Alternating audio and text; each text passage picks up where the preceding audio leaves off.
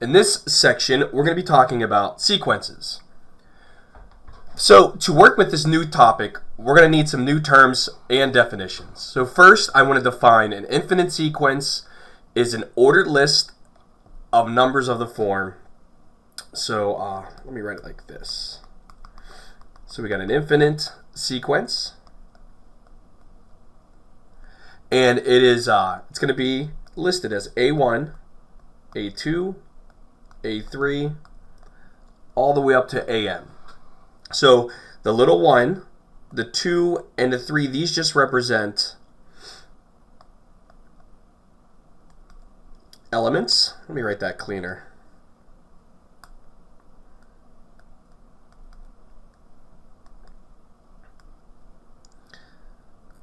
Elements of the sequence. And since we're going up to AN, this is an infinite sequence. So sometimes we write this as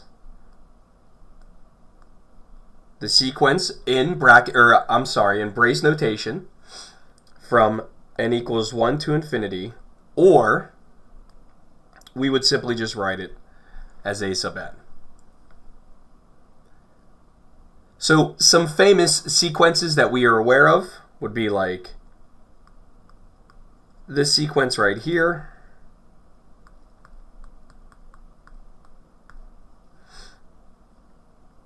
oops, 2, 4, 8, let's go 16, 32, dot, dot, dot. And this is the sequence here for A sub n equals 2 to the n, where n equals, let's write it like this, where n is greater than or equal to 1. So that's all this sequence is, okay? Now, another way we could write this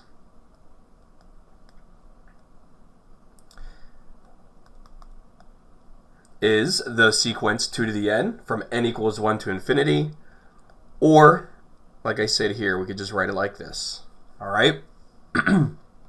So I'm going to go ahead and define what an actual sequence is using the definition from our text. This is going to be a big definition. An infinite sequence, A sub n, is an ordered list of numbers of the form A1, A2, A3, all the way up to AN and beyond. The subscript n is called the index of the variable. So this is the index. So these are all indexes or indices. Each number A sub n, so that would be like this whole term, is called the term. Sometimes sequences are defined by explicit formulas, like 2 to the n. In this case, A sub n is going to equal f of n for some function f of n defined over positive integers. In other cases, sequences are defined by using a recurrence relation. Think the Fibonacci sequence. If you don't know what that is, don't worry, we're going to go over it later. In a recurrence relation, one term or more of the sequence is given explicitly, and subsequent terms are defined in terms of earlier terms within the sequence itself. So like I said, if you know what Fibonacci sequence is, it looks like this.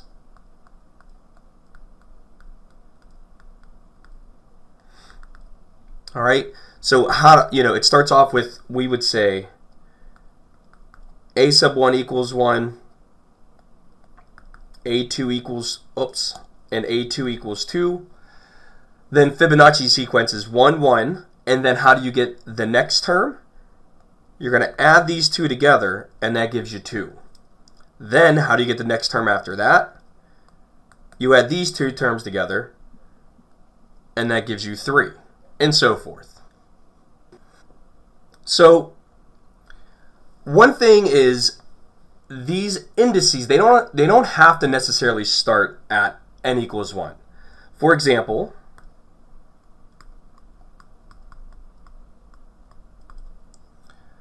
we could start at n equals 0. So like a really good example of something like that would be this sequence here, which we should be kind of familiar with it. So we have 1, 2, 4, 8, 16, and so forth. This is nothing more than just 2 to the 0, 2 to the first, 2 to the second, 2 to the third, 2 to the fourth, where our, what we call the general term, is going to be 2 to the n for n greater than or equal to 0. So you don't necessarily have to start at 1. You could start at 0, which is completely fine. You could start at 0. But the one thing that we never start with are negative numbers. So the index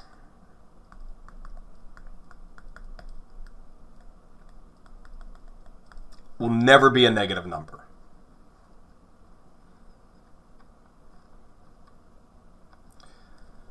There are basically two types of sequences.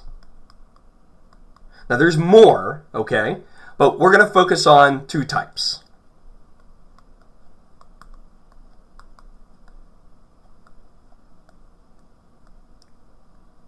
The first one is arithmetic,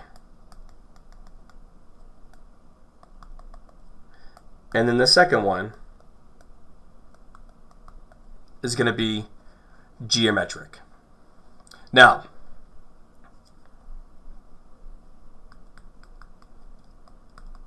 in an arithmetic sequence,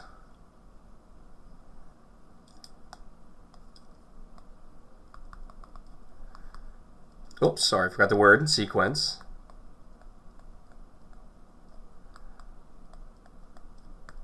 There is a common, actually I'm going to write it down here.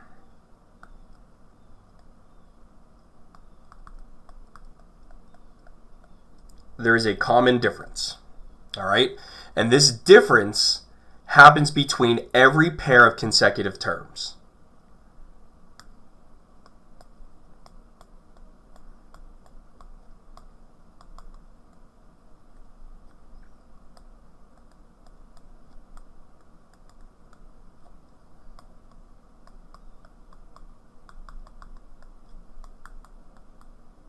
So like, for example, something like this.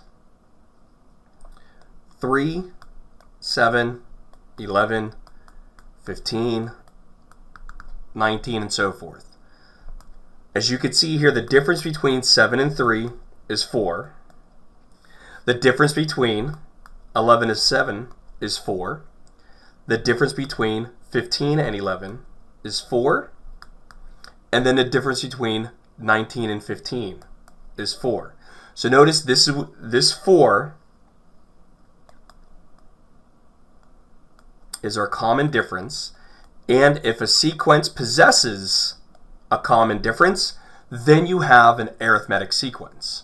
All right? Now, what this would look like would be a sub n, which we can define it as the first term, which is 3, and then every term after that is going to be equal to a sub n minus 1 plus 4 for n is greater than or equal to 2.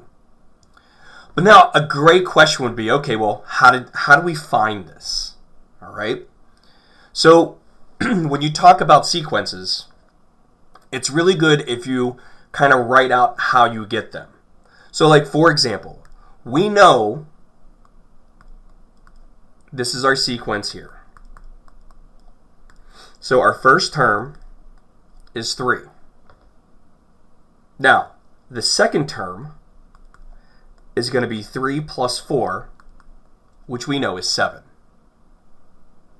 The next term, or the third term, is going to be 3 plus 4 plus 4 again. Or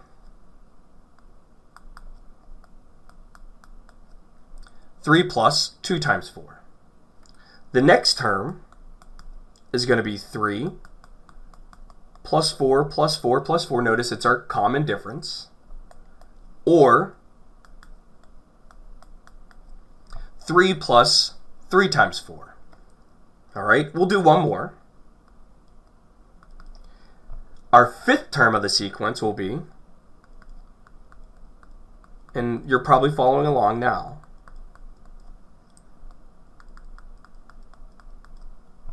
so here notice every single expression here. In fact, I can write out this and this. So notice each one of these has a 3 and a 4. The only change is right here.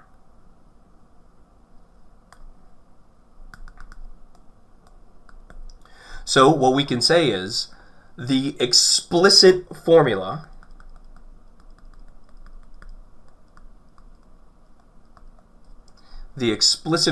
here, all right, is going to be a sub n, which equals 3 plus 4 times n minus 1, or a sub n equals 4n minus 1. Now, if you're wondering, how did I get this n minus 1? Well, if you notice, in purple, the n minus 1 term is always going to be less than, or 1 less than, the term that you want to find. So, if you just watch the screen, upper left-hand corner, we want the first term, which is a 1, so n minus 1, which is 1 minus 1, is 0. So that's right there. The next term, 2, well, if you think about it, 2 minus 1 is 1. And then 3 for the third term. 3 minus 1 is 2. Then you have the fourth term, so 4 minus 1 is 3. And finally, a 5, and 5 minus 1 is 4. So that is how we're getting 3 plus, we'll write the 4 out front, and then the n minus 1 is right there. So in general,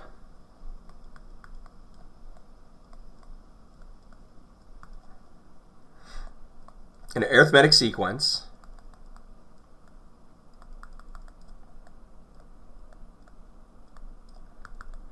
is any sequence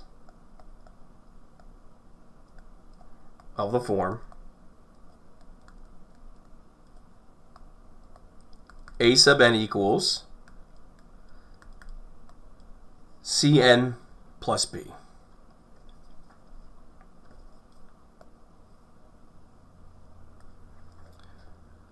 Next, in a geometric sequence,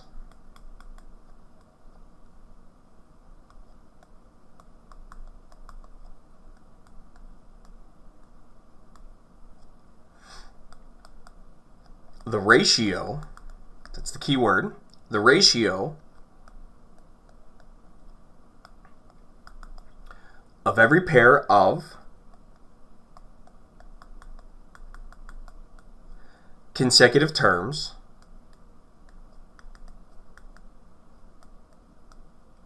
is the same. So what do I mean by that? Let's consider this sequence here. We have 2, negative 2 over 3, positive 2 over 9, negative 2 over 27, positive 2 over 81, and so forth. So going from left to right here, there's a couple things that we can see, like right off the start. For one, I think the easiest thing to see is that if I put this over 1, all the numerators are going to be a 2. But then the other thing, and sometimes it's a little bit more difficult to see, is that these terms alternate signs. So all numerators are 2,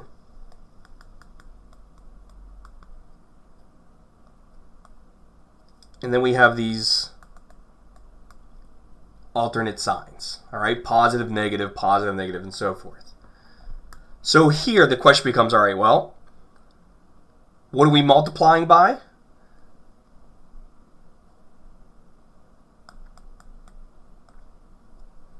How about negative 1/3? And this negative 1/3 has a name. It's called the ratio. Okay, and if you look at this, all right, a1 is going to equal to 2. That's our first term. But then every term after that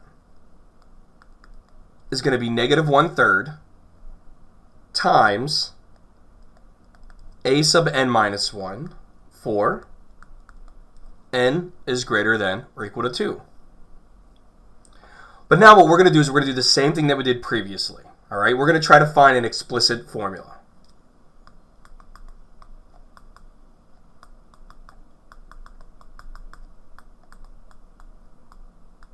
All right, to do this, all right, we already know what a1 is. a1 is 2. Now let's find all the other terms. a2 is going to be negative 1/3 times 2, which equals negative 2/3. That's what we want. a3 is going to be negative 1/3 times negative 1/3 times 2. So that's going to be positive 2/9. a4 is going to be negative 1/3 times negative 1/3 times negative 1/3 times 2, which is going to be negative 2/27. And what I'm going to do here is I'm just going to kind of abbreviate everything. So like for example, first term is 2. It doesn't change. It's our first term in our sequence. The next one is going to be negative 1/3 to the first times 2/1. Our third term is negative 1/3 to the second times 2/1. Our fourth term is going to be negative 1/3 to the third times 2/1. So in blue, here's everything that stays consistent. Everything that stays consistent. The only thing that is changing is the exponent on the common ratio. Thus, our explicit formula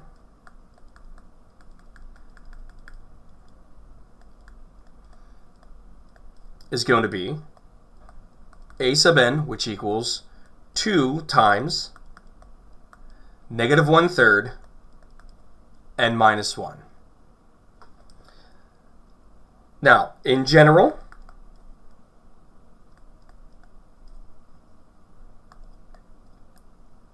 a geometric sequence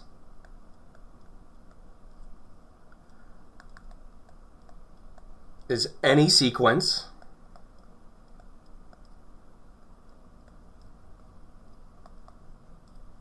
of the form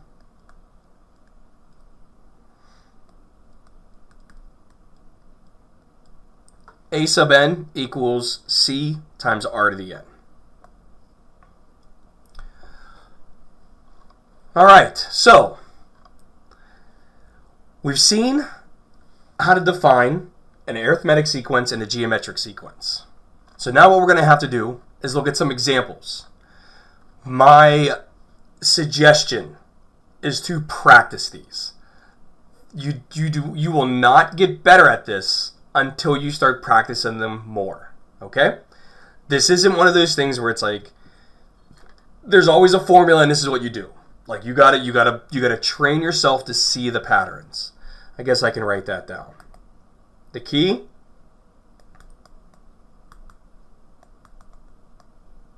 try to find a pattern. That's what this is all about. All right? So let's go ahead. Let's look at an example. or two of them actually. So for the first one, what we want to do is we want to find an explicit formula for the recursively defined sequences. So the first one is, our first term is a1 equals 2, and then the sequence is -3 times a sub n minus 1 for n is greater than or equal to 2. So we know a1 is 2, a2 is going to be -3 times a1, which is going to be -3 times 2. A3 is going to be -3a2, which is going to equal -3 times, I'm going to write it like this, -3 times 2. And the reason why I wanted to write it like this is here's a2 and here's a2. So if you look at this, the only thing we're really doing is we're just multiplying this by -3 to the second times 2. Now, a4 is going to be -3 times a3. And if you've been kind of following along here, we have -3 times -3 to the second times 2. And the reason why I wrote it like this is because right here, in fact, let me use a different color. Sorry. Right here is a3. So this is just really -3 to the third times 2. So, in general, hopefully you can see it from here, our explicit formula is going to be 2 times -3 to the n minus 1. So this is a geometric sequence.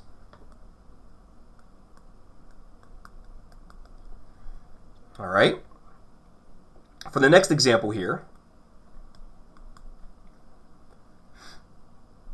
we're going to say our first term is 1/2, and then every term after that can be generated by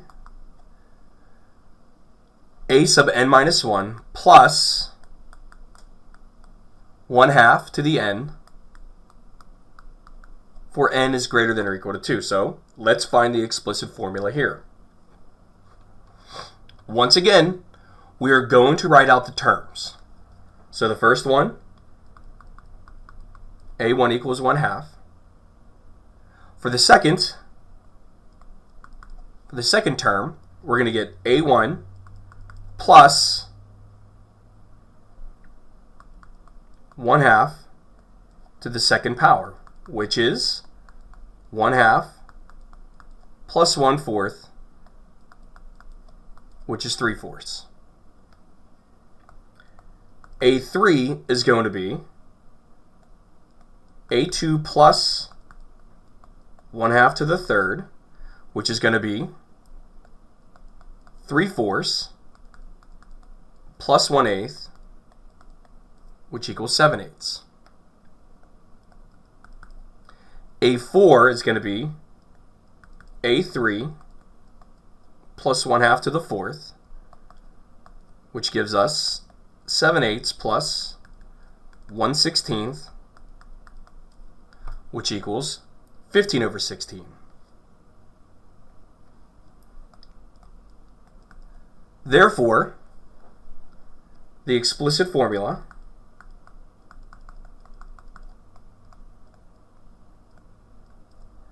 is going to be a sub n equals 2 to the n minus 1 all over 2 to the n, which is 1 minus 2 to the n.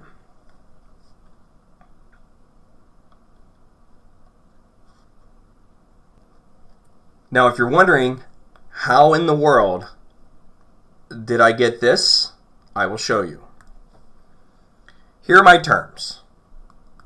1/2,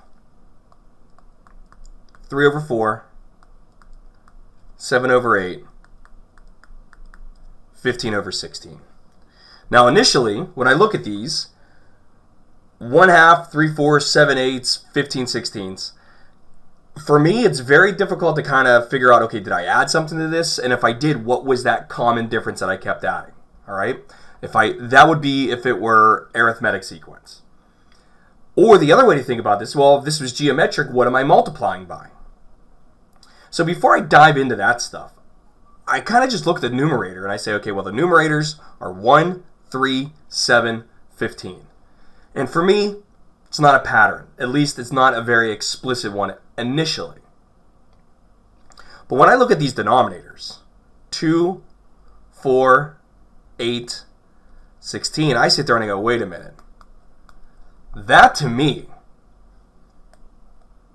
is just 2 to the n for n equals 1.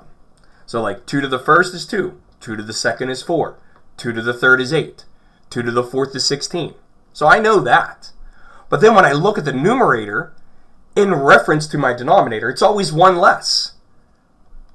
2 minus 1 is 1. 4 minus 1 is 3. 8 minus 1 is 7. And 16 minus 1 is 15. So 2 to the n minus 1. All I did over here on the right hand side, all I did right there is just simplified it. 2 to the n over 2 to the n is 1 minus 1 over 2 to the n. So like I said, it's not like this is just easy. You gotta find the pattern. You gotta problem solve. That's really what this is about. So the next thing I want to go over now is, now that we kind of have an idea of what what sequences look like and everything, can we actually take the limit of a sequence?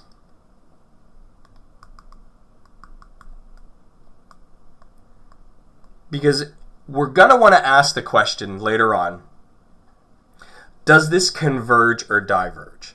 So this is in the future, but what we're really asking is this: converge or diverge? And like I said, this is later on.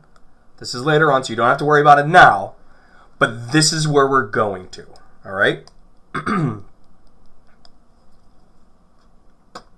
So consider the following sequences here.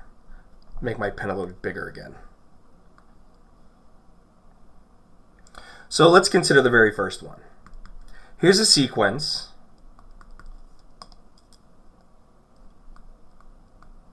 1 plus 3n. And if we started writing out some terms, our first term would be 4, then we get a 7, then a 10, 13, and so forth. The question becomes, what happens when n goes to infinity? So in this case, if you kept letting n get larger and larger and larger, our terms of our sequence will keep getting larger as well. So what we say is, the limit of the sequence 1 plus 3 times n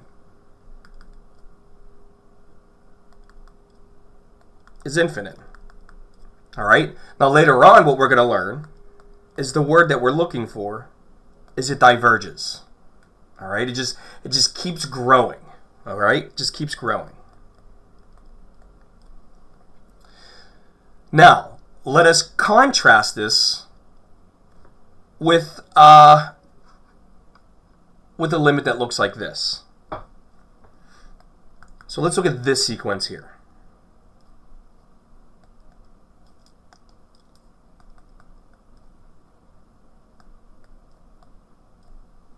All right? So if I start writing out some of these terms, we get -1, 1/2, -1/3, 1/4, and so forth. Now, something we should note, these signs alternate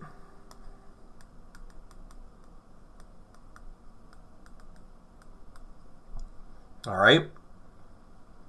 And it looks like not only are they alternating, but they're essentially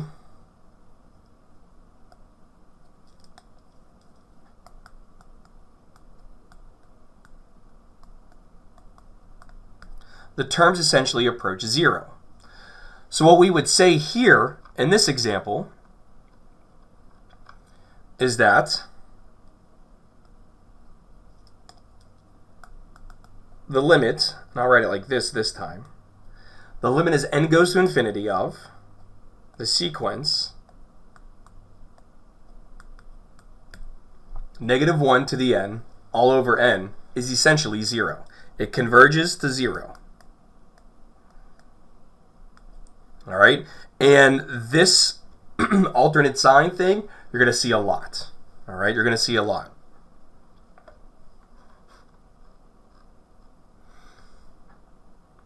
So we do have a definition here based off these two examples. And what we say is this.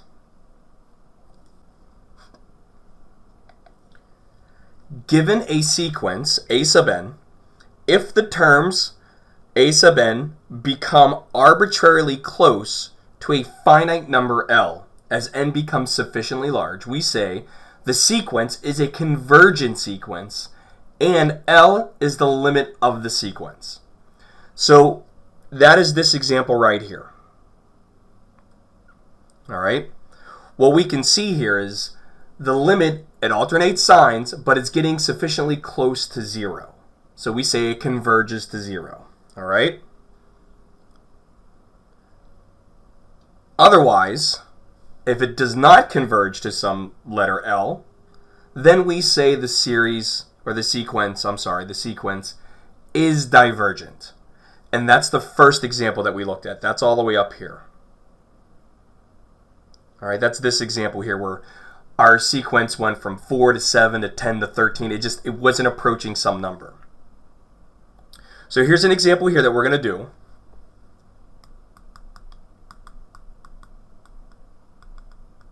Determine if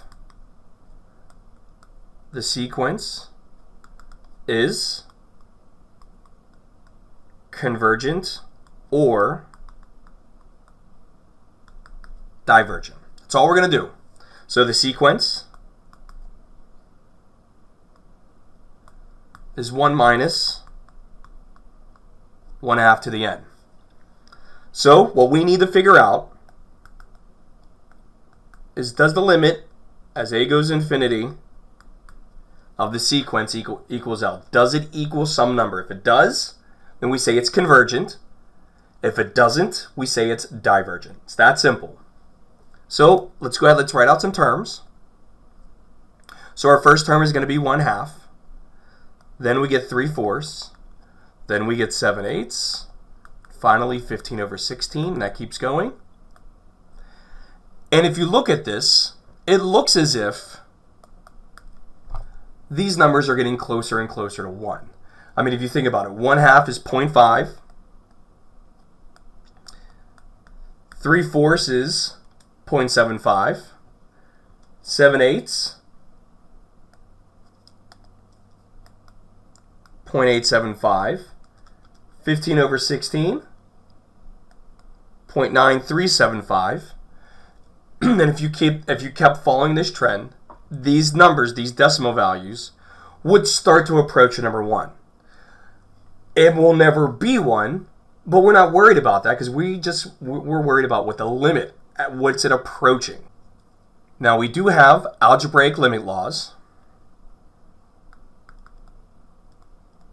and many of these should look familiar.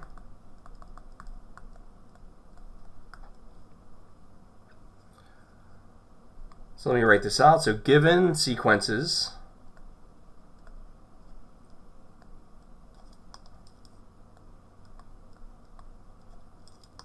a sub n,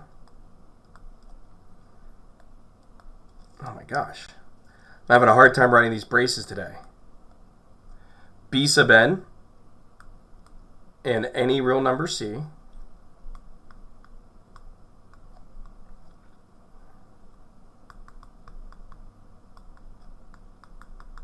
if there exist constants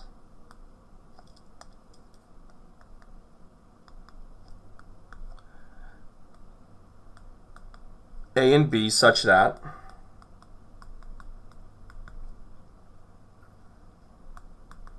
the limit as n goes to infinity of a sub n equals a, and the limit as n goes to infinity of b sub n equals b, then we have these following limit laws. The limit as n goes to infinity of c equals c. In other words, it's a constant. Second, the limit as n goes to infinity of c times a sub n is equal to c times the limit as n goes to infinity of the sequence, which equals c times a. In other words, if you have a constant, you could pull it out front. All right, third one.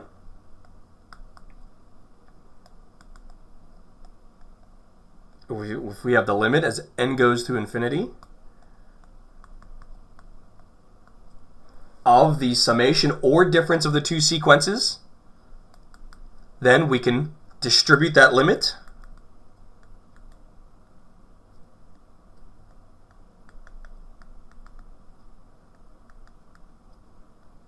oops, wrong B. We can distribute the limit, and that's just going to equal a plus or minus b. Next, the fourth property or tool or limit law that we have, if you were multiplying, this one's actually pretty important, but it doesn't get used as often as you want it to. If you were finding the product of these two sequences, what you could do is find the limit of each one of them first.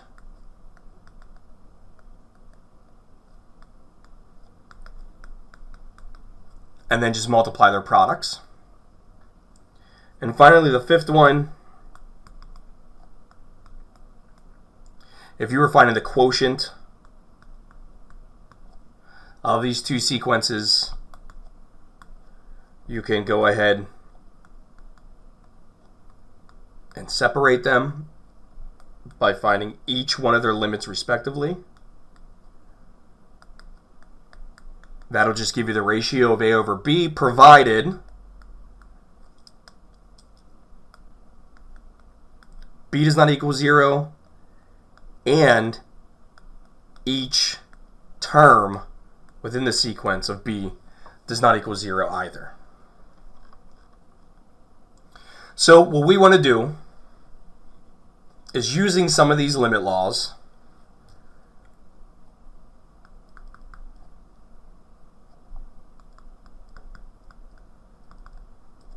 determine if the sequence converges or diverges.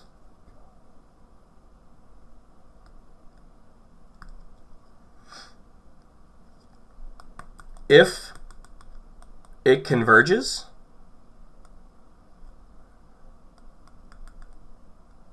find its limit. All right. So the first one, 5 minus 3 over n to the second. So with this example, all right, I'm going to kind of clue you in on like a little technique that you can use. All right, and what I mean by that is this.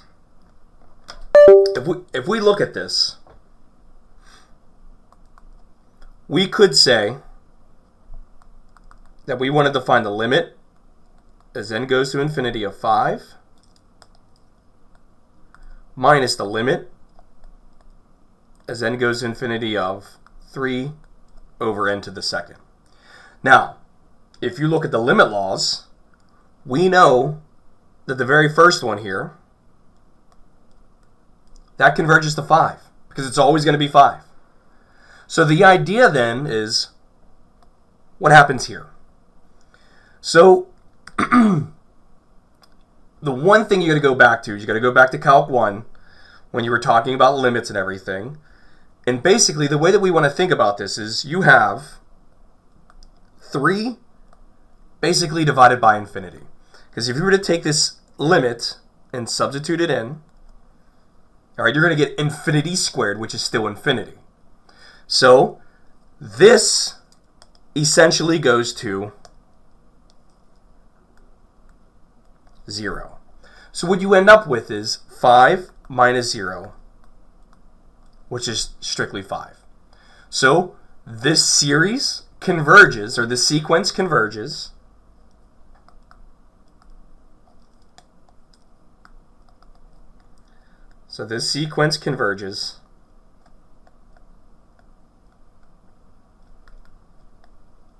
to 5. That's it. That's the way we want to think about these. Now, I wish everything was as simple as this. Sometimes it is, sometimes it isn't. Let's look at another example here. Here's the sequence. 3n to the 4th minus 7n to the 2nd plus 5 all over 6 minus 4n to the 4th. In this scenario, all right, what we want to do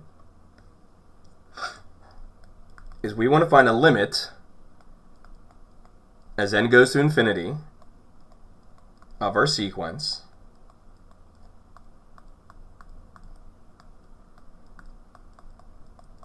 and there are a lot of different ways that we were taught this.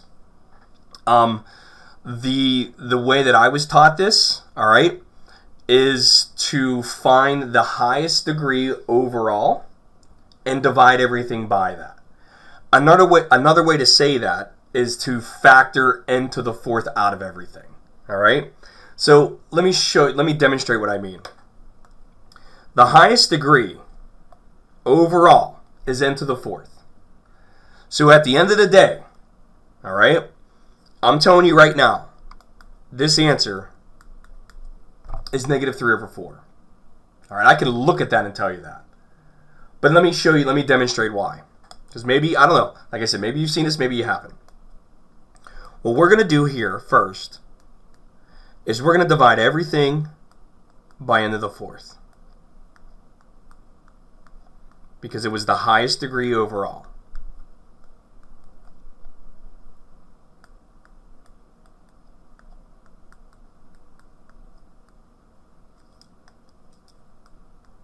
Now we simplify everything.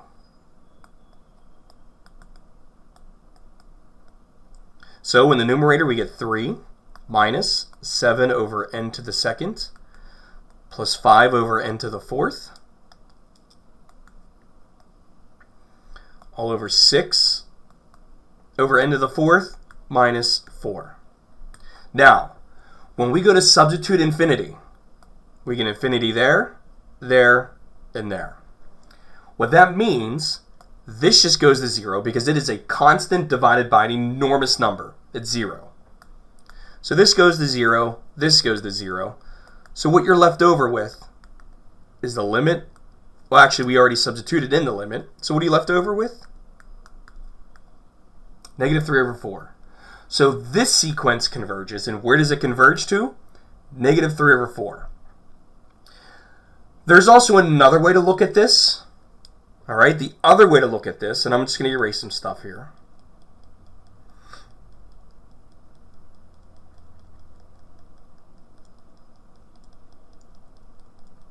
The other way to look at this deals with the degrees in the numerator and denominator. So, if you're trying to find a limit as n goes to infinity, you're going to have 3 cases. If your degree of the numerator is greater than your degree of your denominator, it diverges. All right? It just blows up. Part B, if your degree of the numerator is less than your degree of the denominator,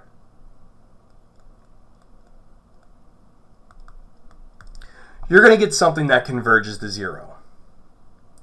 And then finally, part C, if your degree of the numerator equals the degree of the denominator, which in our case it does, you will converge to an, let's do it like this, an over bn, where a is going to be the coefficient of the numerator and b is the coefficient of your denominator. So that is why in this case we got -3 over 4, because that's all I did. I just looked at them and said, okay, that's what it's going to be. Very simple, very easy. All right. Let's go ahead and let's do. We'll do 1 or 2 more.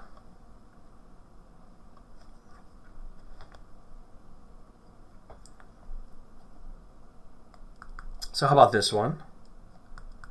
1 plus 4 over n to the n. Now in this scenario,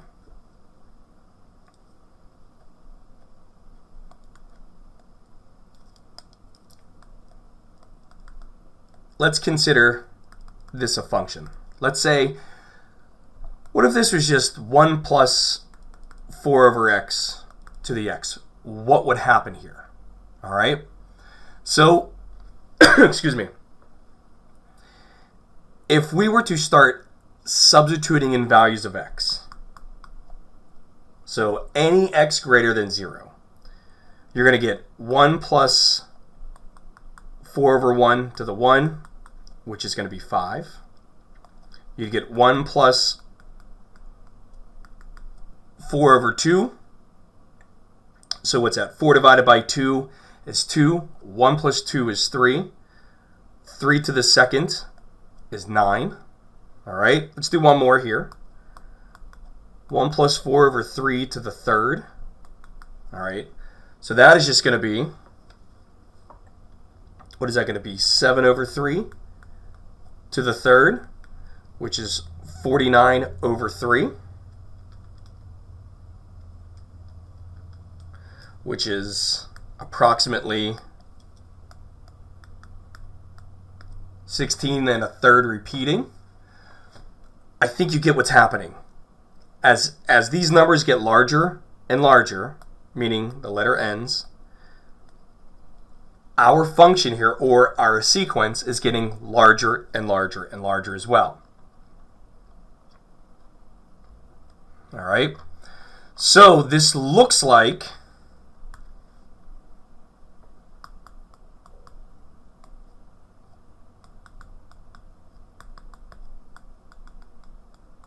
it diverges. But does it? All right. This is one of those examples where you got to be careful, because like I said, this looks like it's going to diverge. All right. However, let's look at this a different way. Does anybody, and hopefully, when I say does anybody, hopefully you're thinking about this. Does that look like anything familiar? The quantity 1 plus 4 over n raised to the n. All right, does that look familiar? I mean, it should look like something that you should be familiar with. In fact, I'm going to go in and just tell you what the answer is. Or I don't want to tell you what the answer is. What I'm saying is, this looks like 1 plus 1 over n to the n. And if you take the limit as n goes to infinity of this, you get e. That is the definition of e. All right?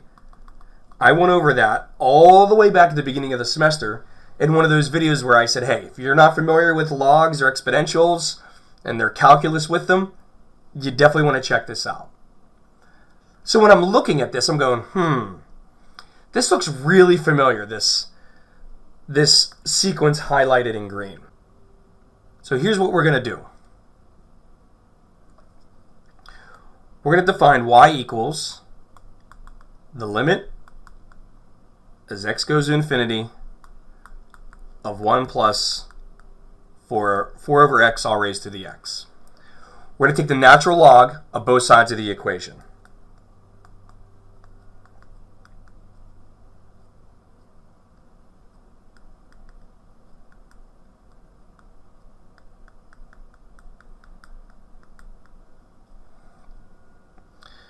Now we can interchange the limit and the natural log because f of x equals ln of x is continuous and it's in our domain. So I'm going to rewrite the right-hand side as the limit as x goes to infinity of the natural log of 1 plus 4 over x raised to the x.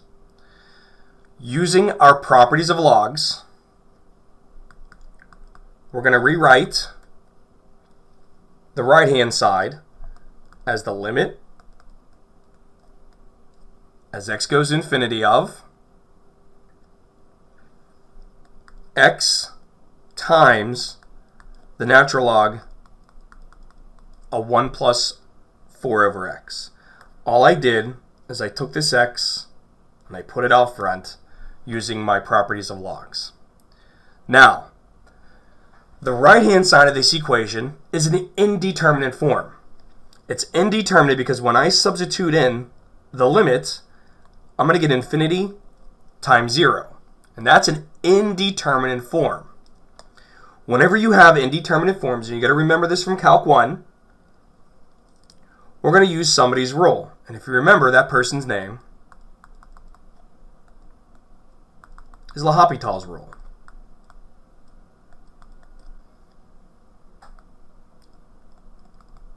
Let's rewrite as the ln of y equals the limit as x goes to infinity of the ln of 1 plus 4 over x all over 1 over x. See, all I did here is I took x over 1 and just divided by it, because I know when I'm dividing fractions I multiply by its reciprocal. So I just rewrote the right-hand side. And the reason why I did that is because now this is in the indeterminate form, 0 over 0. So we can apply L'Hopital's rule to give us the natural log of y equals, and when you go ahead and apply L'Hopital's rule, you end up getting 4. Therefore, the natural log of y equals 4, or y equals e to the 4th. And since the limit as x goes to infinity of 1 plus 4 over x to the x equals e to the 4th,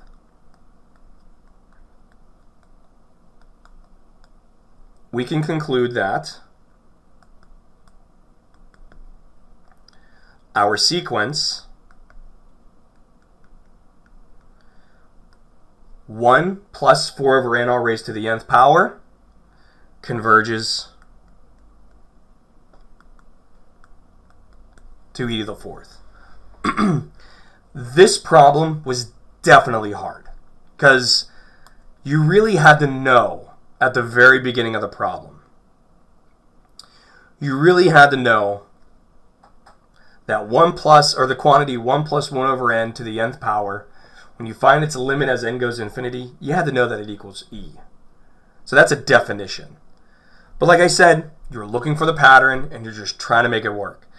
I will guarantee you this, on the homework, you're not going to have one this difficult. Maybe one like this where you can easily model it based off this problem, but not one where you got to just figure it all out on your own.